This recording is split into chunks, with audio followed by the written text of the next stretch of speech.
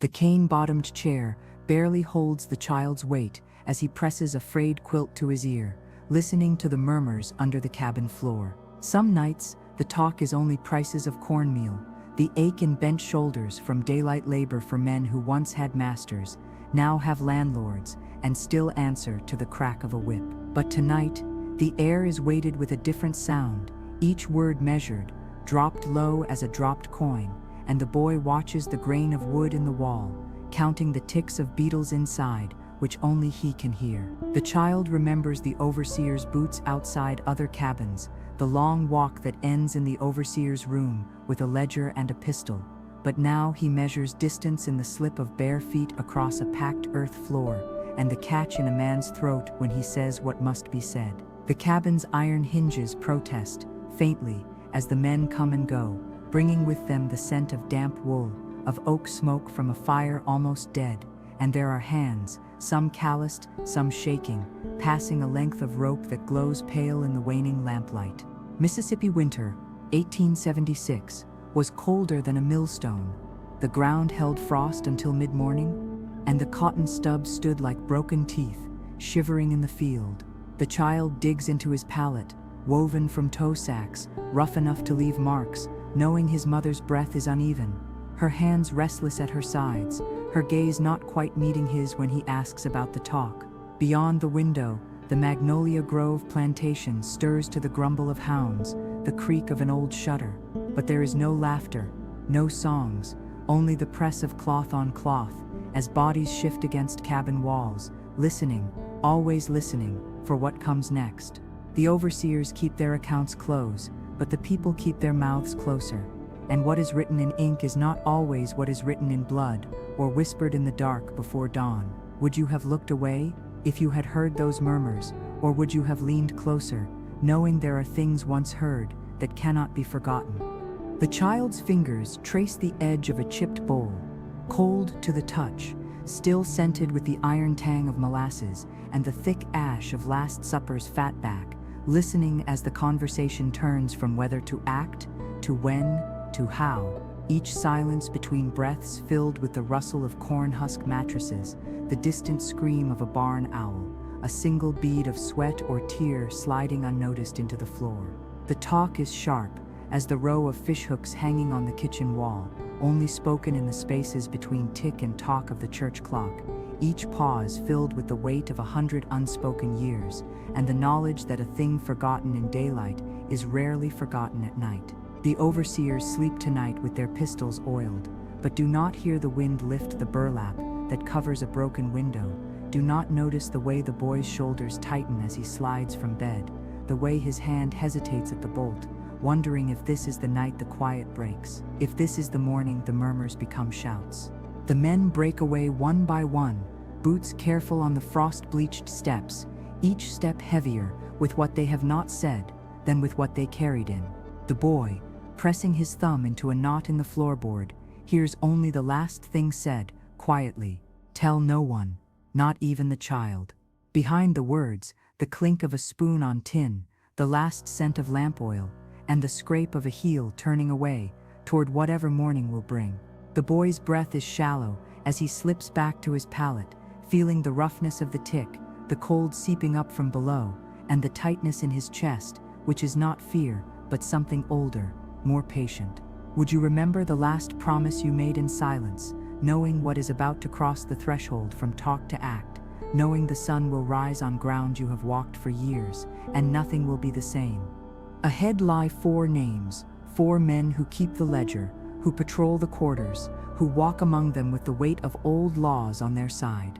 The boy sees them in the low firelight, their faces as familiar as the split in the fence rail, watches their hands as they take up the rope, fingers testing the twist, feeling for weakness, strength, the balance between life and what comes after. The overseers do not know that each murmur is a seed, each silence a furrow in which the harvest is unknown, or that a child's memory, pressed into rough canvas and splintered wood, is stronger than the lock on any door. The night is cold, the quarters are quiet, and dawn, when it comes, cracks the horizon like the promise of a story that will never be told plainly, only in pieces, only in whispers, only by those who listened hardest to what was never meant to be overheard. A night so cold, the candle wax cracks, and the plantation great house looms like a mouthful of unsaid words. 4 men walk the grounds, boots sharp as knives on the brittle earth, each step a claim, not a question. They do not yet know the ropes that wait in the child's memory are already tightening around their necks. Their coats, thick with the greasy smell of last year's wool, brush against the split-rail fence, which groans like an old man turning in his sleep. The youngest overseer, Carver, hums a song of home, so quietly even the wintering sparrows do not stir, mistaking it for the creak of branches.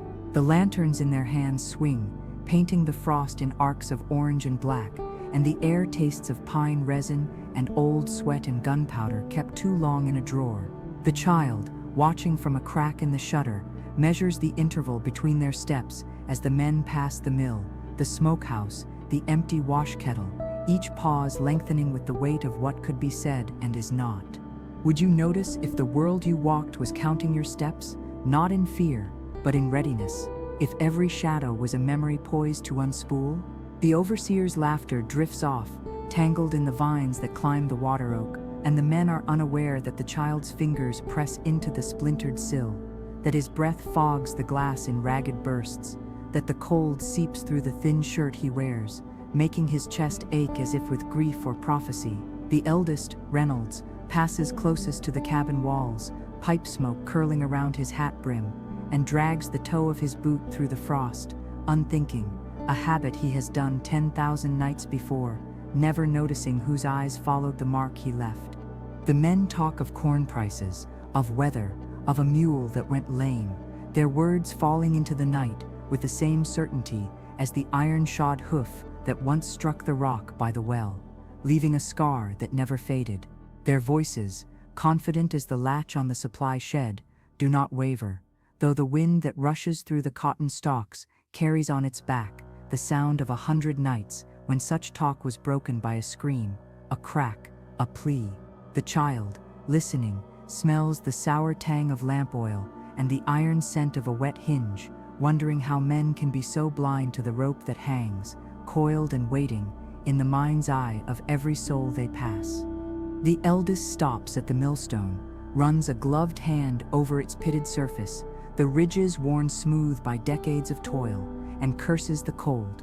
His glove snags on a splinter, and he yanks it free, shaking his hand as if to dislodge more than wood. The child, unseen, follows every gesture, watches the way the overseer's shadow, thrown long by the lantern, seems to bend under some invisible weight. The other men pause, waiting, and for a moment, the world holds its breath, the hush between the turning of a page, the silence before the axe falls.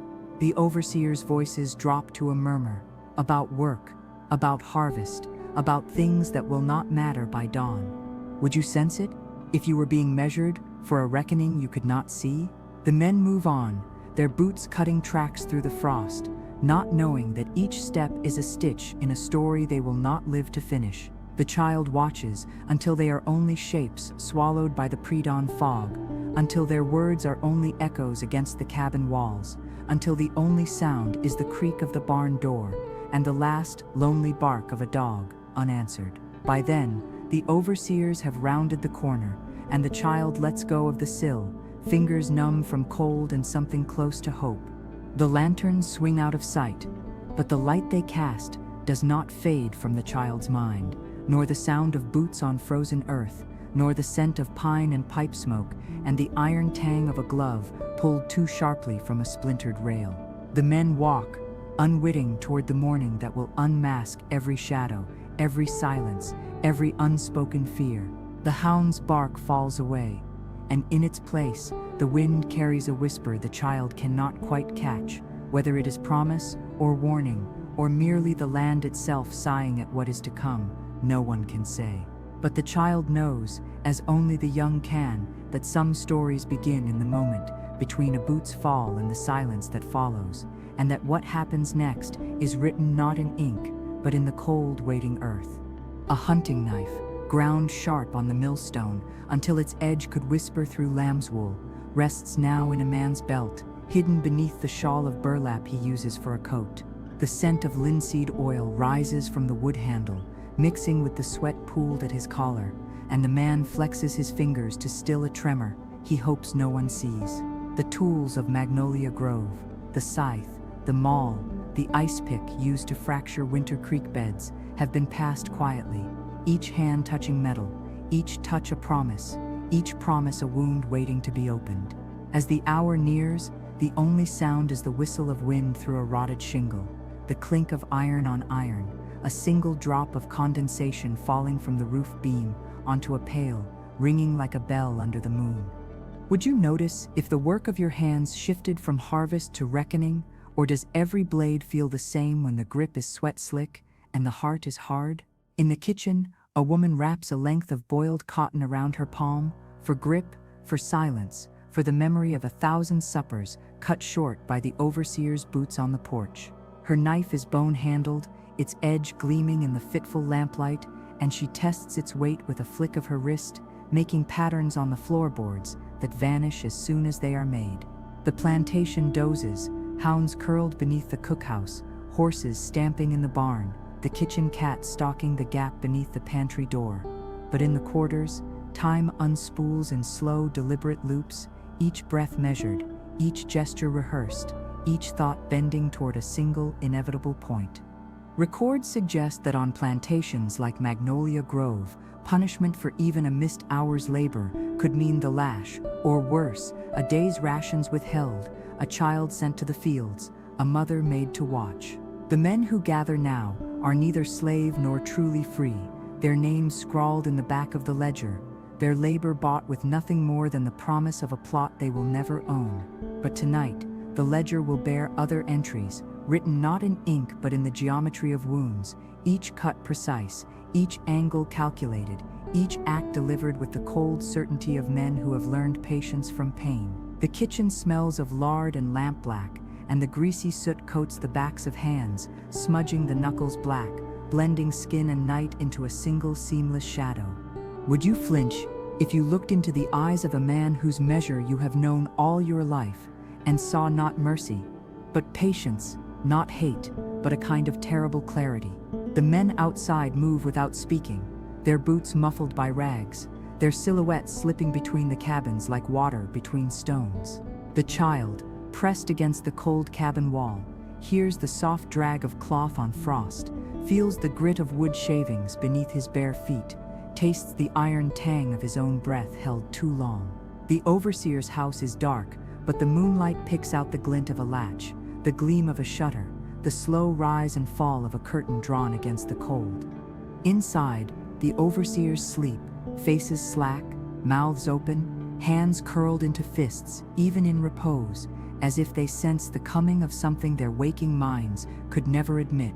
One stirs, rolls over, mutters a name in his sleep, but there is no answer, only the slow creep of footsteps on the stairs, the quiet click of a latch lifting, the creak of a door swung wide on hinges that have never known silence. The first man to enter does not speak, does not breathe, only watches as the overseer's chest rises and falls, as his breath steams in the chill, as his fingers twitch once, then still. The knife, when it parts the air, does not whisper, it sings, a high, clear note that pierces the dark, that severs not flesh, but time itself.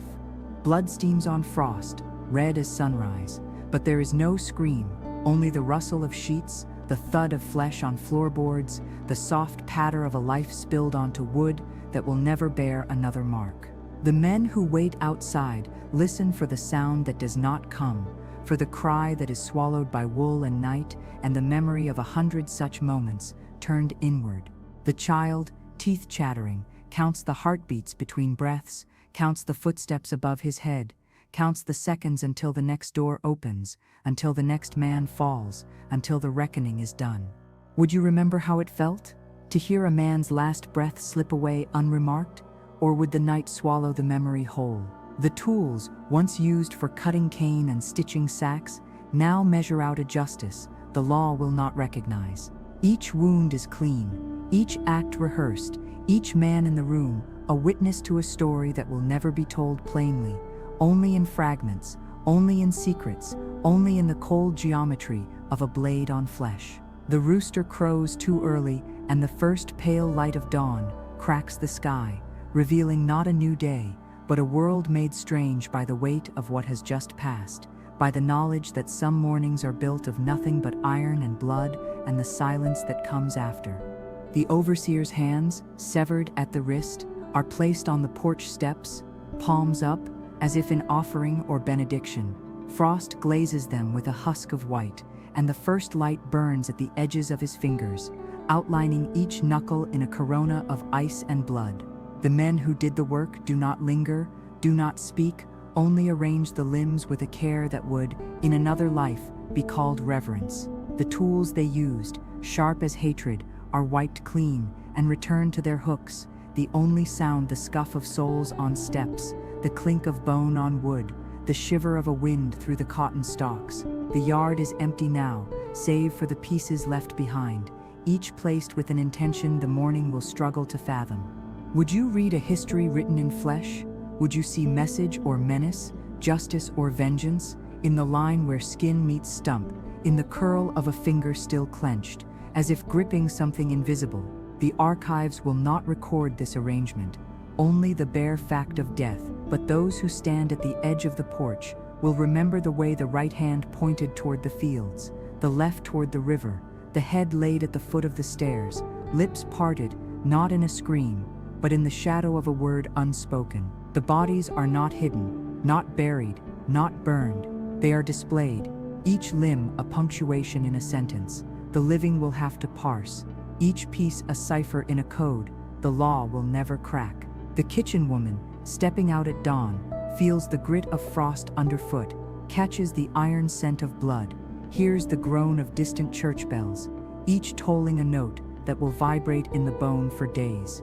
The overseer's boots, polished daily, are set side by side, toes facing the house, as if he is still expected to rise and walk across the land he once patrolled. The fabric of his coat is stiff with blood, but there is no stain on the doorstep, no sign of a struggle, only the slow seep of red into the wood, the dull shine of a buckle, catching the sun, the stillness that follows a storm no one saw coming. The child, peering through the kitchen door, watches as a crow lands on the railing, cocks its head, then lifts away, leaving behind a single black feather and a question that will not be answered in this house. The overseer's watch, stopped at the hour of his death, ticks in a pocket near his heart, counting seconds that will never be his again, its face slick with sweat and dew and time.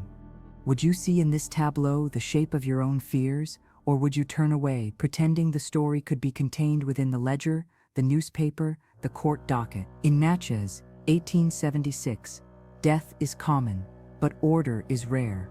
The men who arranged this moment have broken both patterns, leaving behind a scene that whispers of discipline, of method, of a reckoning long rehearsed. The ledger, when it is opened, will note only the absence of 4 men, their value calculated in dollars, their names struck through, their stories erased. But in the corners of the kitchen, in the hush between chores, in the beat of a crow's wings, the truth will linger, coiled as tightly as the rope that once bound them to their labor. The child, eyes wide, sees the overseer's severed foot, still shod in polished leather, resting against the millstone, the same stone where generations have ground corn, sharpened blades, washed clothes, wept. The child's hands are white-knuckled, fingers pressed to his sides, as if to keep from reaching out, from touching the proof that this morning is not a dream, that the world has, in a single night, been made and unmade. The overseer's ring, a heavy gold band stolen generations back, glints in the sun, and the child thinks of the stories his mother told him, of men who disappeared, of women who vanished, of children whose names were forgotten before they could be spoken. The scent of wet earth and wood smoke fills the yard, but beneath it is something sharper, older, the reek of fear and iron, and the silence that comes after the bell has rung. Would you, standing in that yard, feel the weight of the message, or would you only see the mess left behind? The limbs, the blood, the boots, the watch, the men who did this work are gone, vanished into the fields, into the mist, into the memory of the land itself. They have left no confession, no boast, no mark but the bodies on the porch, the axes wiped clean, the silence stretching from the house to the river. The church bell, distant, tolls again, this time for no one, for everyone, for the living who must now decide what story to tell, what truth to keep, what silence to break. The overseer's hands, palms open, do not move. The frost melts in the sun, revealing the lines on his skin, the scars of labor, the pattern of a life built on stolen land, stolen bodies, stolen time. The child, trembling, counts the seconds between the bell and the first shout, between the discovery and the reckoning, between the moment the story is told and the moment it is changed forever. The overseer's foot, resting against the millstone, is the first thing the Pazis will see when they arrive, the first clue in a puzzle they will never solve, the first word in an epitaph that will never be written in stone. Would you, in that silence, hear what is not said? The hum of the cotton gin, the creak of a shutter in the wind, the distant thud of hooves on the hardpan road. The yard is empty now, save for the limbs, the blood, the boots, the watch, the feather. The child, eyes wide, sees it all, hears it all, feels the weight of the morning settle on his shoulders like a shroud. The overseer's hands, palms up, are waiting for someone to close them, waiting for the story to be over, waiting for the sun to rise on a land that has seen far too much, remembered far too little, and left its wounds open for the world to see. Just before dawn, the first scream shatters the frigid quiet, not from any known tongue or throat, but from some corner of the brain where fear and sight go together. The sun, cresting the treetops west of Magnolia Grove, spills out over the frosted land as if nothing has changed, and everything has, lighting the overseer's watch where it glints in the frosted grass. The woman, Martha perhaps, or Eliza, records leave gaps, steps onto the porch of the great house, her hands full with the morning kindling, her shawl brushing against the split rail, and sees what no hand will ever fully unsee. The pieces on the steps are not logs, nor shadows, nor a trick of the light, but meat of another kind, human and undeniable, arranged in the manner of a terrible prayer. She drops her bundle. The split logs scatter, some cracking open on the rock, spilling sap, the smell of pine rising sharp as a slap. The woman's scream cuts upward, a sound so raw the doves startle from the barn roof, wings popping like sheets on a line in a sudden wind. What if you had been the first to know, the only one to break the news that the world had split like a rotten floorboard, that someone had chosen right now to put a period on a sentence generations long? The overseer's foot, set beside the millstone, is still booted. A rag of sock above his shoe winks pale skin, and the head set at the base of the steps faces west. These things are markers, not mistakes. Someone has thought about the scene, about the order, about the eyes that would find it. You would wonder, as is only human, about the hands. Where are they? The hands do not point, do not grasp, do not threaten, do not pray. But in the soft grit of dawn, a dog noses the bundle on the porch, pulls at something with its teeth, then sits back, wary, as if to say, I have seen what comes next. The woman stumbles backward, bare feet kicking up dew, and even as the frozen air numbs her toes, her blood gallops in her ears, a thunder of two feelings: horror at the sight, and underneath, in defiance of all reason, the thinnest, hottest vein of satisfaction. We see, it says, we see. Would you say a thing like that aloud? Would you choke it down? And how? The household comes awake. Maids and stable boys, a man in a nightshirt, an aging cook with a butcher knife still clenched from the dawn biscuits. The housegirl, seeing what Martha saw, faints clean away. No sound but the knock of her skull on the porch. Her body sprawls. The blood from her cut mixes with the blood from the overseer's wrist. The air is sticky with the smell of singed cornbread, the iron tang of blood, and the reek of privy buckets freshly emptied, all the living, sweating, pulsing stuff of Magnolia Grove, here together at the moment when someone should speak, should lie, should run. The sheriff, when he arrives, is not the town legend, but a man in last autumn's coat, his boots slick with creek mud, his face set in the kind of neutrality that hides nothing. He squints at the tableau, the pieces so clear in the clean, slanting light that even a drunk couldn't miss their message. He touches nothing, writes nothing, but stares at the assembled house staff and field hands, searching for a flicker, a movement, a shifting of feet in the dust. Martha's shawl has slipped. The sheriff's eye catches the edge of a fresh scratch from the briars, still pink above her collar. But she does not flinch, nor does she meet his gaze, only watches the sky, where a pale curl of smoke hangs above the washhouse, a thin gray question mark against the blue.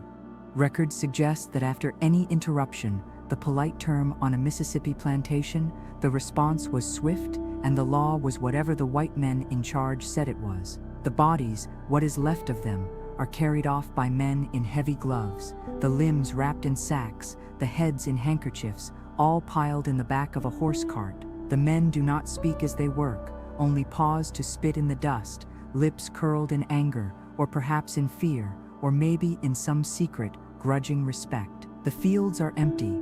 The work gangs have drifted into the cane brakes, waiting for news, for the heat, for orders that will now never be the same, and the sun lifts over the river, lighting the world as if no blood had ever been spilled. Would you, in that hush, be the one to say the thing that was true, that not all reckonings are just, that not all justice is lawful, that sometimes the only way to weigh right and wrong is to hold your breath and wait? The women gather in knots, whispering, shawls clutched tight against the cold, and the children are herded into the back kitchen, where the overseer's hound whines at the door, the sharp stink of boiled beans and lard thick in the air, the wood stove too hot, too close, the world suddenly too small. The sheriff stands alone at the edge of the porch, smoking the last of his pipe, and watches the plantation wake to the news. The overseer's watch is back in his pocket, ticking, a thing of value now, a clue, a relic, a story. The birds return to the barn, and the crows settle on the field stones, and the river, swollen with winter rain, rushes past, indifferent. All morning long, a single question, unspoken, hangs in the air, in the pauses between questions, in the way people look at one another, in the way the bread knife catches the sun. Who did this, and what will come next? The answer, when it comes, is not a voice, not a name, not a confession, but a silence so loud it rings in the bone, so final it cuts like dawn on a day no one wanted to see. The sheriff's boots leave muddy prints on the threshold of the great house, his arrival announced by the rattle of spurs against the oak veneer, the sharp creak of hinges, the scrape of his hat as he shoves it onto a peg already thick with dust. The people who live within the white plaster walls are waiting, faces drawn, hands smoothing fabric or clutching at rosaries, each trying to ignore the scent of boiled chicory and sweat thick in the air. The child, perched on a stool by the doorway, eyes the sheriff's gun belt, the worn leather, the glint of the buckle, catching the low lamplight, and wonders if this is the man who will ask, really ask, what happened before dawn. When the questions begin, they are firm but not unkind. The sheriff's voice steady, his breath fogging between sentences, as if the cold outside has trailed him in. He asks about who heard what, who saw whom, who knew the overseer's routines, who might have a grudge, a reason, a secret. The answers do not meet his ear so much as flutter around his head.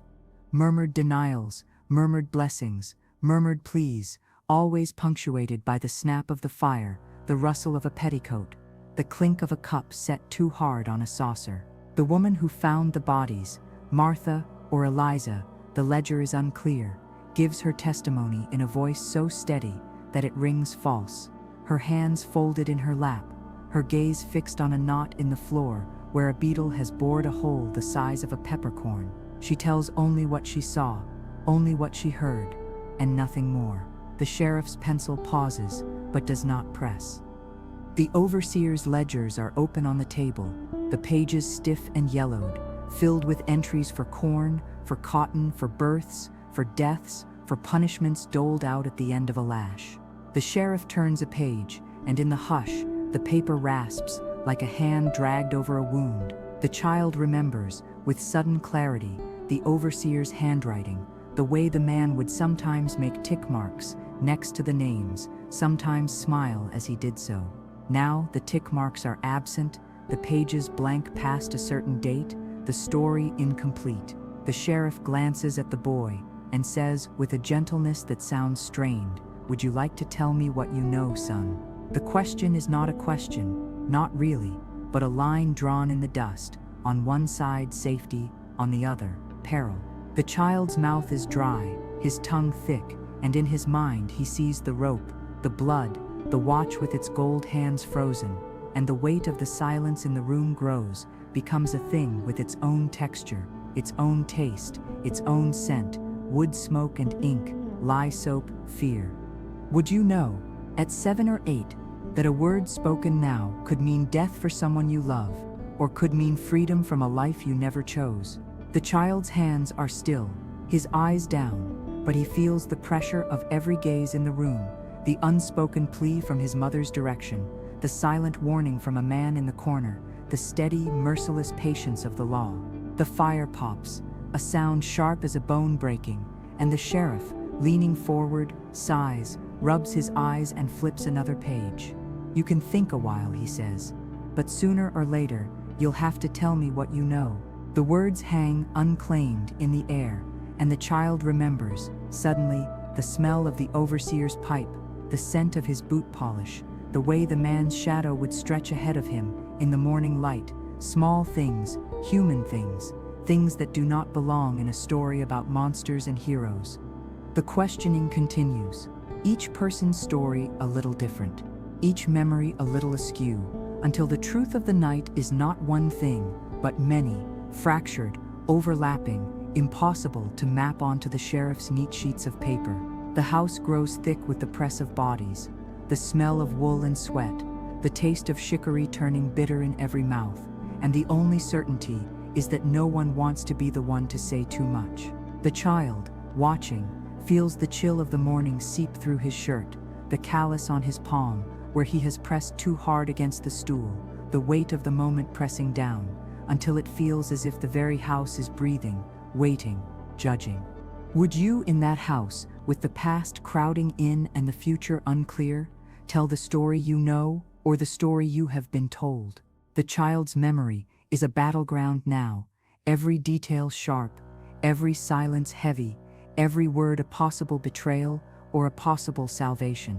The sheriff closes his book, rubs his temples, and stands, his spurs jangling, his face set in a mask of patience and suspicion. He leaves the room, his boots heavy on the floor, and the people left behind exhale, just a little, but do not speak, do not move, do not dare to turn the page, not yet. The only sound is the whisper of the fire, the creak of a board beneath the child's feet, and the faint, inaudible sigh of the ledger as it waits for the next hand to open it, the next story to write itself, for good or for ill.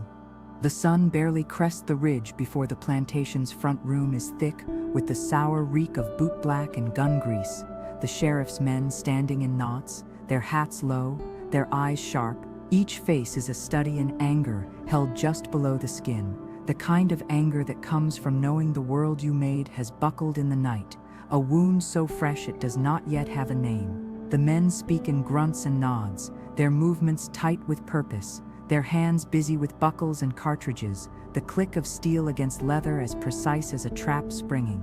The child, lingering at the window, where the glass is cold and slick with condensation, counts each man, each gun, each pair of boots, and wonders if any of them have ever run for their lives. Would you, seeing those men ready themselves, have guessed which side the law was on? Or does justice always look like the men who hold the guns? The sheriff's orders are clipped. Round up the usual hands, bring in the ones from the lower quarters, leave no seed house or root cellar unturned. The men are no longer talking of rules or ledgers, only of roads and ditches, thickets and river bends, of places where a man might bury a blade or lose himself in the haze of winter mornings. The room is thick with the scent of coffee gone bitter on the stove, the tang of sweat and wool, the breath of hounds kept just outside the door, their nails clicking on the boards. The sheriff's voice rises, falls, is swallowed by the tramp of boot heels and the rasp of coats buttoned against the air, thick now with the promise of violence. Would you wonder, as the hounds are brought in, their breath steaming, their coats bristling, their low, eager growls vibrating through the floorboards, what it must feel like to be the quarry, to know the hunt is coming, that the only law now is the law of pursuit and fear. The animals strain at their leads, their noses twitching with the scent of blood and earth, of sweat and something wilder, something older, something that smells, to them, like danger. Their tails lash, their eyes yellow in the lamplight, the sound of their paws, a drumbeat under the voices of the men. The sheriff lets them loose, and in the yard, the air is torn by barks, so loud, the roosting crows explode from the oaks, their wings a flicker of black against the early sky. The hunt is on. Would you, hearing those hounds, imagine the fugitives, scattered now, crouching in the ditchwater, hiding in the hollows of fallen trees, their clothes stiff with mud, their hearts hammering, their breath held tight as the dogs' cries grow nearer. The landscape, so familiar in daylight, is strange in the winter dawn, its shadows long, its silence deceptive, each bush a potential blind, each rock a betrayer. The child, watching through the glass, feels the chill of the morning, the itch of rough wool at his throat, the damp press of sweat between his shoulder blades. He remembers the men, friendly faces, calloused hands, and wonders if he will ever see them again, if they will be brought back alive, or in pieces, or not at all. The trees remember old sorrows. Their roots cradle the dust of those who fled before, those who were caught, those whose names are whispered only in the quick, stolen moments before sleep. The rebels, slipping through the dawn, move not as men, but as ghosts, threading through the woods, their feet finding the soft earth between the frozen ruts, their breath steaming as they pause to listen, to measure the distance between themselves and the baying dogs. They carry little: a knife, a hunk of cornbread in a pocket, a scrap of cloth wound tight around a wounded hand. Their pursuers move in groups, their lanterns bobbing, their horses snorting in the cold, their boots kicking up frost, and the memory of 100 such mornings, 100 such chases, 100 endings already written. Would you, in that moment, pray for silence, or pray for a sign, or pray for nothing at all? The air is sharp with the smell of pine and mud and fear. Somewhere in the woods, a man trips, falls, stifles a gasp as he rolls into the underbrush, the crack of a branch too loud, the silence afterward too deep. The other men flow around him, vanish like smoke into the trees, their passage marked only by the swaying of branches, the faint imprint of footsteps in the frost, the quickening cry of the dogs as they catch a new scent. The fugitive, prone in the leaves, listens as the hounds come closer, their barks pitched higher now, their paws breaking the crust of frost with a brittle, terrible music. Would you, if you were the one caught, try to reason with your captors, or would you know, from stories passed down, that reason never held much weight in the Mississippi woods, not when the law was made of rope and gunpowder, not when the ledgers were closed. The sheriff's men fan out, their voices urgent, their guns ready, their lanterns swinging arcs of light through the gray dawn. The fugitive, still as death, feels the damp seep through his shirt, the chill of the earth against his face, the knowledge that to move is to risk being seen, to stay is to risk being found. He listens, his pulse loud in his ears, as the dogs circle, as a voice calls out, as boots crunch in the dead leaves, as the world narrows to a single unbearable moment. A gunshot, sharp and sudden, echoes through the trees. Was it a warning? A miss? A kill? The question hangs unanswered in the air, and the woods absorb the sound, the echo, the silence that follows, as if history itself is waiting for what comes next. The hounds, called back by a sharp whistle, pant and whine, their tongues lolling, their eyes bright with confusion and hunger. The sheriff's men regroup, their faces unreadable, their voices low. The trees, old witnesses, sigh in the faint winter wind, and the earth, which never forgets, keeps its secrets, for now. Would you, standing in that quiet, with the trees watching, the dogs panting, the men's breath spilling white in the air, guess what the next hour might bring?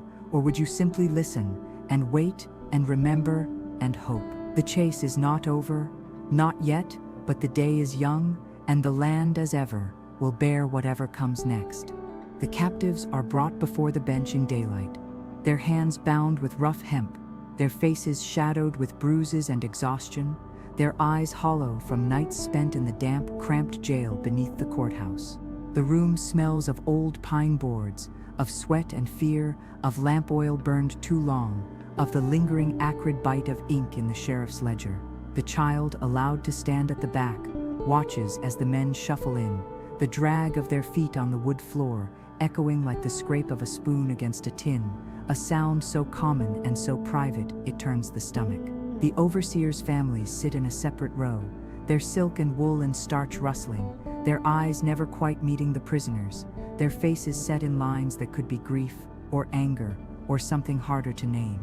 Would you, in that room, hear more than the rasp of rope, more than the murmur of the crowd, more than the judge's slow, even breathing as he leafs through his papers? The sheriff, his coat brushed clean for the occasion, lays out what evidence there is: a bloodied knife found near the mill, a scrap of cloth tied to a fence post, the silent testimony of the bodies themselves, their wounds clean, their edges sharp, their arrangement too careful to be called chaos. The jury, men whose names were pulled from a hat that morning, men who have grown old in cotton and cane, stare straight ahead, their hands folded in their lap, their postures rigid with the weight of what is about to be done.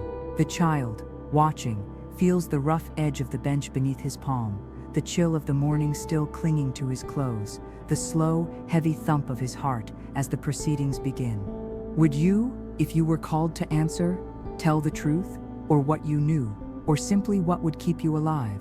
The men on trial speak little, only confirm their names, their ages, their places of birth: Mississippi, Alabama, Georgia, the litany of the dispossessed. The lawyer appointed for the defense reads from a Bible, his voice trembling, the scent of damp vellum and old sweat rising from the pages. He speaks of fear, of desperation, of justice deferred for generations, but his words fade into the corners of the room, muffled by the weight of the moment, by the rustle of silk petticoats, by the steady, heavy tick of the courthouse clock. The child, watching, notices how the lawyer's hand shakes as he turns the pages, how the rope around the prisoner's wrists has begun to chafe, raising welts that bloom red against brown skin, how the judge's gavel, polished to a shine, catches the light as he lifts it, lowers it, lifts it again.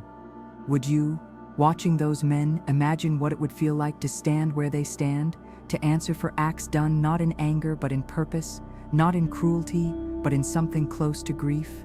The prosecutor, a man with the voice of a preacher and the eyes of a gambler, lays out the case in neat, orderly strokes, his hands moving as if he is drawing lines on a ledger, dividing what can be proven from what cannot, what will be remembered from what will be forgotten.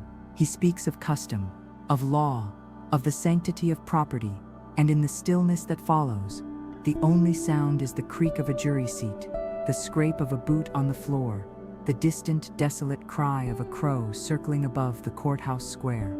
The law, in Mississippi, 1876, is what is written down, except when it is not.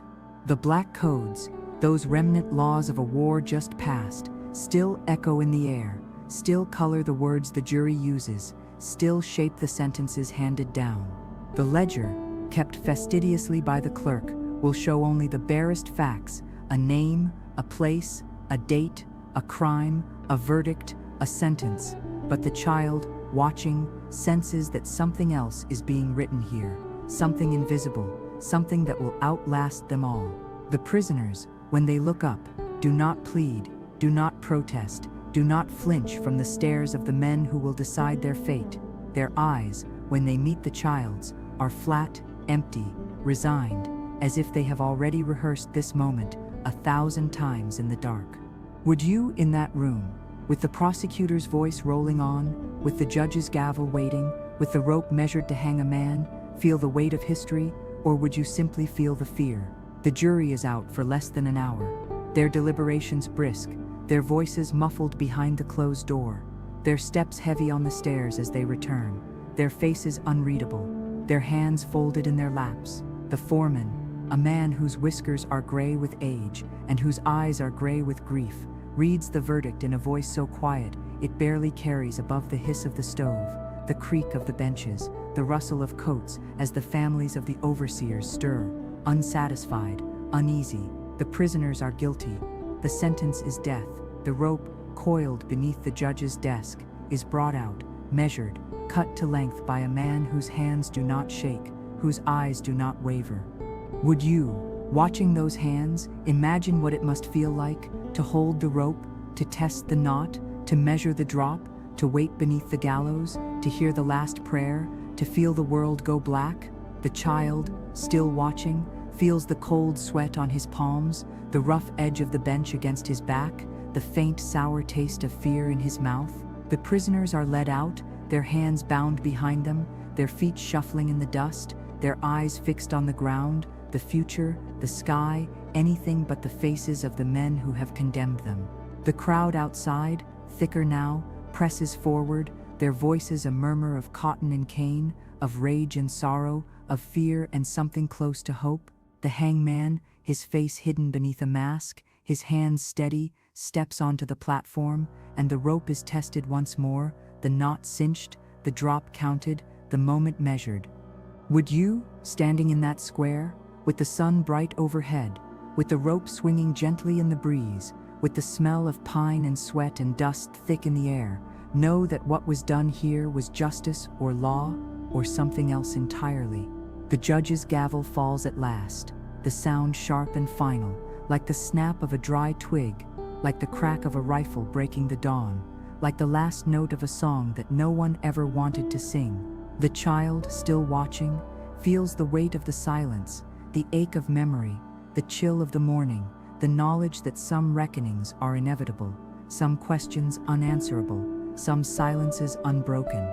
Would you remember, years later, the rope, the gavel, the hands, the eyes, the faces, the names, or would you remember only the hush of the crowd, the creak of the beams, the smell of the room, the taste of dust and fear in your mouth?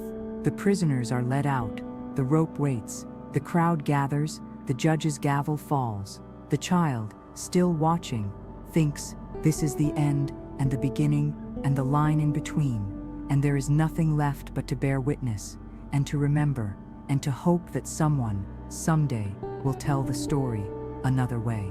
The day after the verdicts, the sheriff unlocks the courthouse cell door with a key that grates like bone on bone, and the prisoners, hands still bound, are led out into the morning air, their skin pallid, their eyes sunken, the scent of sweat and fear and old hay heavy around them. The townsfolk are already gathered in the square, their faces grim, their hands clutching hats or shawls, their voices low and nervous, the crowd a murmuring sea of cotton and calico, of bootblack and boiled wool. The gallows, hastily erected in the night, stands at the center, its wood raw and splintered, its rope new and stiff, the nooses swaying slightly in the wind, like a line of swollen black tongues waiting to speak. The child, pressed between bodies at the edge of the crowd, feels the crush of wool against his cheek, the acrid bite of pipe smoke, the sour stink of turned earth and spilled beer. Would you, standing in that square, see the spectacle as justice, or warning, or something older, more terrible? The prisoners are made to walk up the steps, their feet dragging, their shoulders hunched, their heads low. The hangman, a man in a mask made from a flour sack, cinches the ropes tight, the noise crisp and final in the still air. The sheriff reads the sentences again, his voice cracking on the names, the list too long, the silence too deep. The crowd, many of them neighbors, many of them people who once shared a drink or a joke with the condemned, now stand motionless, their children crying softly, their hands clasped tight, their faces blank or stricken. The smell of fresh pine sap mixes with the stink of sweat, the iron tang of fear, and something wetter, older, a scent the child cannot name but will never forget. Would you, in that moment, try to look away? Or would you force yourself to watch, to remember, to bear witness for those who cannot? The trap is sprung, the rope snaps taut, the bodies jerk, the necks break with a sound like a wet branch cracking in the cold. The crowd gasps, then falls silent, the only sound the creak of rope, the whimper of a child, the faint flutter of a Bible page turning. The bodies hang, swaying, their shadows long on the ground, their boots scuffing the air as if they might still run. The town photographer, hired to record the moment, sets up his tripod, the wood creaking under the weight of the box camera, the glass plate waiting for the image to burn itself into history. The child, staring, sees the sun catch the sheen of sweat on a forehead, the gleam of a buckle on a belt, the dust rising in slow, lazy spirals around the gallows, the whole scene a grotesque tableau of order and terror. Would you, knowing that the photograph would be printed, sold, passed from hand to hand, as evidence, as warning, as souvenir, want to be remembered in the frame? Or would you shrink from the camera's eye, ashamed to be part of the story? The bodies are left to hang as the sun climbs, the scent of the morning spoiled by rot and shame, the flies already buzzing, the crows watching from the rooftops, the crowd thinning but never quite dispersing. The overseers' families, waiting at the front, are grim-faced, unsmiling, their hands tight around their children's wrists, their eyes averted from the spectacle, as if even they cannot bear to look too closely. The law, in Mississippi, 1876, is both statute and spectacle, both writ and whisper, and the men who swung from the rope are now less than men, less than memory, less than story. Would you, seeing those bodies, imagine the families left behind, the women weeping, the children searching for words, the neighbors whispering in the shadows, the land itself bearing witness to a reckoning that is as much about power as it is about justice? The bodies are not taken down until the sun begins to set, the light turning the square gold, the shadows stretching long, the scent of pine sap fading, the stink of the bodies deepening. The hangman, his mask still in place, unties the ropes, the bodies thudding to the ground, the sound dull, final, like a sack of feed dropped from a wagon. The photographer, his work done, packs his camera, the shutter click still echoing in the child's ears, a sound as sharp as a shot, as final as a word. Would you, standing in that square, watching the families gather their dead, feel the weight of custom, of law, of memory, or would you only feel the chill creeping into your bones, the knowledge that some stories cannot be hidden, cannot be erased, cannot be forgotten? The bodies are carried away on pallets, wrapped in sacks, their faces covered, their names spoken in whispers that do not carry past the edge of the square. The crowd, at last, disperses, their footsteps heavy, their voices low, the taste of dust and beer and fear thick in their mouths. The sheriff, his coat unbuttoned, his face tired, watches as the last of the crowd drifts away, as the shadows swallow the gallows, as the only sound left is the wind in the trees, the distant cry of a crow, the faint, persistent hum of a camera's memory, waiting to be developed, to be shown, to be seen. Would you, if you were the child, ever look at a photograph in the same way again? Or would you always hear the shutter click, see the bodies sway, smell the morning spoiled by death? The gallows stand empty now, the rope coiled at the base, the wood still raw, the bloodstains already fading. The town, for a moment, seems to hold its breath, waiting for what comes next, for the story to be told, for the memory to be made. The photograph, when it is printed, will show the bodies, the crowd, the gallows, the square, but it will not show the child, standing at the edge, watching, remembering, bearing witness, as the shutter clicks one last time, and the story moves on. The dust never truly settles in Magnolia Grove. It only drifts, settling on windowsills, clinging to wool, clinging to memory. In the days after the hangings, the child wanders the dirt between the quarters and the cookhouse, his footfalls slow, his hands wrapped tight around a fragment of rope he found near the mill, its fibers rough as scars under his thumb. The older women, their faces lined with grief and determination, gather the children each night, not to sing, not to pray, but to warn them, tell no one, trust no one, ask no questions. The kitchen is quiet at supper time. The only sounds the knock of bowls on wooden tables, the scrape of spoons, the low, persistent drip of a leaking kettle. The scent of ash and fatback fills the air, and the child, counting the notches on the table's edge, thinks of the overseers, the rebels, the men who once walked these boards in boots and chains, and of the silence that has swallowed them all. Would you, at that table, under those eyes, dare to speak the truth? Or would you hold it inside, let it fester, let it grow? The sheriff's boots are absent now. The jail lies empty. The gallows has been taken apart, its wood stacked for the next burning. The overseers' families, robbed of vengeance, have left town, their houses sold, their ledgers closed. The fields go untended for a season. The cotton rots on the stalk, the soil reclaims what was taken. The child's mother, once quick to laugh, now moves in silence, her hands steady at her chores, her eyes always flicking toward the door, as if waiting for the past to walk in, booted and grinning. The only comfort is the ritual of work, the tending of the garden, the milking of the cow, the mending of clothes, each task a refusal to be erased, a refusal to forget, a refusal to vanish, as the others have vanished. Would you, if you were the child, dream of justice or vengeance, or simply of a day when no one is watching, when no one is waiting, when the past is finally past? The courthouse, the gallows, the rope, these things are kept in the child's memory, each wound fresh, each silence deeper than the last.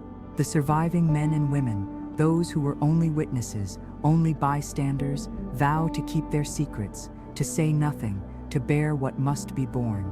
The child, listening, feels the weight of their silence, the weight of the rope in his pocket, the weight of the years stretching out before him, like a road pitted with stones and shadows. The world goes on, but the world is not the same. The law goes on, but the law is not the same. The past goes on, but the past is not the same. Would you, if you were old enough to remember, wonder if the silence is protection, or betrayal, or simply survival? The child, grown older, no longer a child, keeps his memories close, takes them out at night to examine the edges, to test the weight, to see if they still cut. The plantation, under new ownership, changes hands, changes names, changes crops, changes nothing. The past is still there, coiled beneath the soil, waiting for a hand to unearth it, a voice to name it, a heart to bleed for it. The survivor, now a man, watches the new world with the same wary eyes, the same careful hands, the same restless nights. He is not a hero, not a villain, not a witness with a story to tell. He is simply a man who has seen what a man can see and lived with what a man must live with. Would you, if you were that man, ever feel free? Or would you always feel the weight of the past pressing down, the weight of the silence pressing in, the weight of the truth pressing out? The town, for all its talk, remembers less and less. The children, for all their questions, know less and less. The land, for all its scars, yields less and less. The man, grown old, still walks the fields at dusk, his hands in his pockets, his eyes on the horizon, his heart a battleground of memory and forgetting. He knows the cost of silence, the cost of truth, the cost of bearing witness. He knows, too, the cost of forgetting, the cost of erasure, the cost of moving on. The rope, worn smooth by years in the pocket, is still with him, a weight, a reminder, a promise, a threat. Would you, at the end, lay down the burden of memory, or would you carry it to your grave, unspoken, unresolved, unbroken? The man, growing older still, listens to the clock in the front room, its tick relentless, its chime marking the hours, the days, the years, the decades. The names fade, the faces blur, the voices grow dim, but the silence remains, the silence that was never broken, the silence that was never asked for, the silence that was in the end the only answer. The man, his hands wrapped around the rope, listens, waits, remembers, and wonders as the clock ticks, as the night deepens, as the past rises unbidden from the earth. What would have happened if he had spoken, if he had told, if he had broken the silence, if he had changed the story, if he had altered the course of things, even for a moment, even for an hour, even for a day?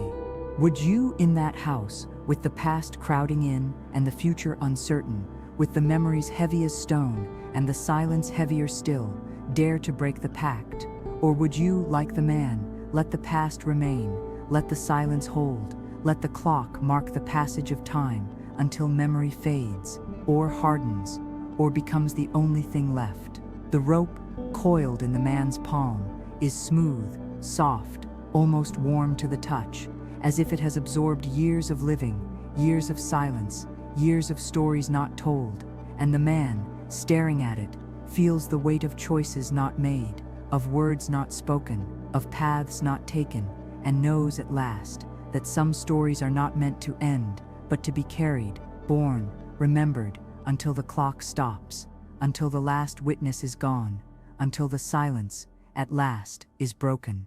In the courthouse vault, the air is still and cool, heavy with the scent of aging paper, lemon oil, and the faint metallic tang of ink that has long since dried to a rusty brown. The ledgers, great, leather-bound monoliths, line the shelves in mute rows, their spines cracked, their pages yellowed, their edges curled, as if in retreat from the light. The clerk, whose hands are ink-stained, whose eyes are blue-ticked with sleeplessness, flips through the records, searching for something that resists definition, not the crime, not the verdict, not even the names, but the silence that surrounds them. The entry for the day in question is brief, almost perfunctory: 4 deaths, 4 sentences, 4 bodies buried, case closed. There is no mention of axes, ropes, bodies displayed, or a child's eyes watching from the corner. The facts are here, but the story is not. The clerk, fingers tracing the crisp official script, feels the absence in the white space between lines, the places where answers should be and are not. Would you, in that dim, dusty room, feel the weight of the unsaid, or would you simply close the book and move on, trusting what is written, ignoring what is whispered? Outside, the town remembers differently. The field hands, their voices low, sing of sharp blades and swift justice, of nights filled with whispers, of a morning when the river ran red. The women, hanging wash in the sun, trade stories heavy with meaning, their words wrapped in riddles, their truth hidden in the rhythm of work, the rhythm of life, the rhythm of survival. The children, playing in the dust, chant counting songs that echo older, darker rhymes, the names lost, the tunes intact, the story living on beneath the sunburned, laughing surface.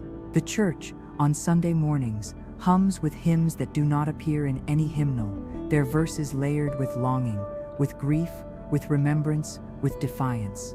The truth is here, but not in the book. The truth is here, but not in the words. Would you, hearing those songs, wonder which is closer to memory, the ledger or the lament, the document or the dream? Historians years later pore over the courthouse records, searching for clues, for patterns, for some hint of the rage that flared in the dark hours before dawn.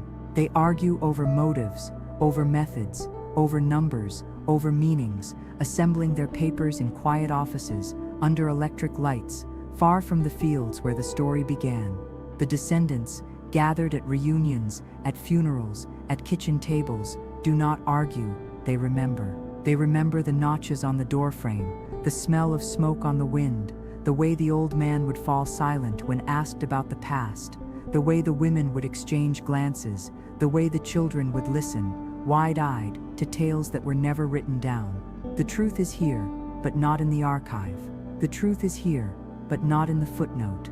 Would you, if you were the historian, trust the document, or the silence, or the story sung in the field?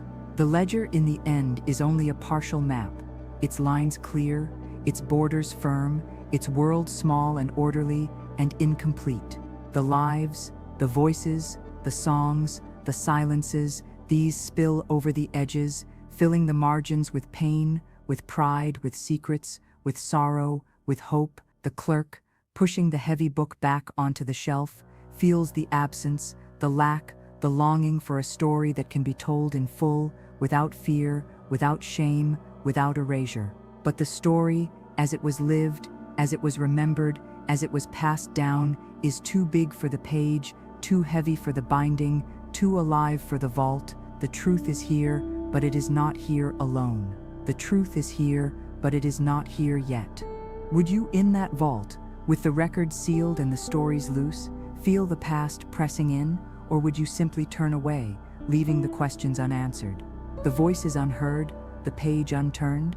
The historian, hands deep in boxes of old newspapers, finds a scrap, a mention, a rumor, a hint of something more, but the next page is torn, the line breaks off, the story slips away, as elusive and necessary as breath. The descendants, hands clasped, stories shared, remember not the facts, but the feeling, not the dates, but the darkness, not the names, but the need. The truth is here, but it is not only here. The truth is here, but it is waiting, still to be found. The clerk, at last, closes the ledger, slides it back into place, brushes the dust from his hands. The page, torn at the corner, flutters in the draft, a gap, a wound, a question.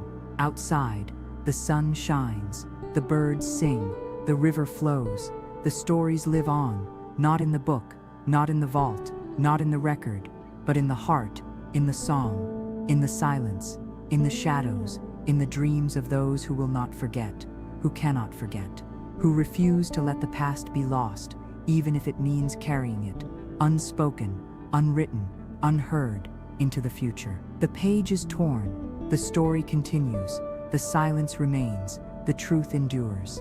The cotton fields of Magnolia Grove, once plowed by men and women whose names are now dust, stand quiet under the clouded sky, their furrows etched deep as scars, their margins blurred by the steady creep of the river and the slow, patient work of roots and rain. The earth, for all its softness, is never silent. It hums with the memory of boots on loam, of hoes striking flint in the dark, of the slow seep of blood into soil, of rope coils left to rot in the ditch. Each spring, the cotton sprouts green and hopeful, the stalks rising in tight rows, the blossoms white as bone, the bowls fat with promise. But the land, for all its fecundity, does not forget. It holds the past in its pores, in the color of its clay, in the whisper of its wind, in the ghosts that linger at the edge of vision, just beyond the tree line. Would you, walking those rows, hear the echoes of the past, or would you only see the work to be done, the crop to be picked, the debt to be paid? The child, grown to a man, walks the fields at dusk, his hands trailing over the cotton bolls, his boots scuffing the earth where the overseer's feet once fell. He remembers the smell of blood and frost, the sound of hounds on the scent, the touch of rope in his palm, the taste of silence in his mouth. The land, for all its beauty, is heavy with history, with stories too painful to speak, with truths too sharp to hold. The wind, rising from the river, carries the scent of mud and memory, of rain and ruin, of hope and horror, of all that was and all that might have been. Would you, in that silence, with the land whispering its secrets, with the sky bruised purple at the horizon, feel the past pressing in, or would you turn away, trusting the crop, the cycle, the slow, steady work of forgetting? The fields, after the hangings, were untended for a season. The cotton rotted on the stalk. The stalks grew crooked. The weeds crept in. The land lay fallow, as if mourning, as if waiting, as if refusing to yield to the future, until the past had been reckoned with. The men who worked the land now are not the men who knew the story. The children who run the rows now do not know the names. But the land remembers. The land bears witness. The land, in its own voice, tells the tale. Would you, if you were the land, want to forget or to be remembered? The river, swollen with rain, cuts new channels through the bottomland, carrying away the topsoil, the stones, the bones, the last traces of what was. The rope, though long gone, leaves a shadow, a stain, a memory in the dirt, a story etched in the bark of the water oak, in the twist of the vines that climb the fence posts, in the shape of the clouds at sunset. The blood, long since washed away, still blooms in the memory of the earth, still stains the dreams of those who walk the rows, still colors the stories that are told in hushed voices, in the dark, when the children are asleep and the past is awake. Would you, listening to those stories, believe them, or would you dismiss them as myths, as legends, as the fevered imaginings of old men and women whose time has passed? The historians, far away, argue over the facts, over the numbers, over the names, over the meaning of it all. They pore over ledgers, over newspapers, over court records, searching for proof, for patterns, for answers. But the land does not argue. The land does not forget. The land, in its own way, remembers. The cotton, year after year, rises and falls, the bowls splitting open, the lint drifting on the wind, the seeds sinking back into the earth, the cycle repeating, the story continuing, the truth, however fractured, however painful, however beautiful, enduring. Would you, standing in those fields, with the wind in your hair, with the scent of cotton and earth in your nose, with the past pressing in on every side, feel the weight of history, or would you only feel the sun on your back, the dirt under your nails, the promise of the next season? The land does not answer. The land only sings, in the rustle of the stalks, in the murmur of the river, in the hush of the wind, in the silence of the rose, in the memory of the rope, the blood, the frost, the story that will never be over, the story that will never be told in full, the story that is written not in ink, but in earth, in seed, in sky, in the echo of the cotton, waiting for the next hand to pick, the next voice to speak, the next heart to remember. Every winter, when the frost creeps up the window pane and the fields lie barren, the old man steps out onto his porch, the same porch that once held the weight of a child's fear, a town's grief, a nation's unfinished reckoning. He wears the years as a cloak, the cotton bowls of memory prickling at the back of his throat, the scent of wood smoke and wet earth always just beneath the surface of his breath. The river still hums in the distance, unchanged, indifferent, its water carrying away the silt of decades, the silt of sorrow, the silt of questions never answered, never settled, never resolved. The old man, once the child who watched and remembered and carried the story inside him, now watches the night gather and waits for the silence to yield its secrets. Would you, in that silence, with the weight of years pressing down, call it justice or revenge or something older and more brutal, something without a name in any law book, something alive only in the tremor of a hand on a rope, the flash of a blade in moonlight, the hush of a house before the reckoning? The old man does not answer himself. He knows the question is not for him alone, but for everyone who ever stood in the shadow of the plantation, everyone who ever felt the lash, everyone who ever dreamed of something other than obedience, everyone who ever sought to balance the scales with blood or silence or memory. The candle on his table gutters, its wax pooling in the saucer, its light trembling, its warmth fading, its shadow falling long across the wall. The old man's hands, once small and quick, are now knotted with age, the skin lined and dry, the fingers still restless, still seeking the feel of rope, the curve of a bowl, the texture of memory. Would you, if you were that man, feel the weight of guilt, or the weight of relief, or the weight of something colder and heavier than both?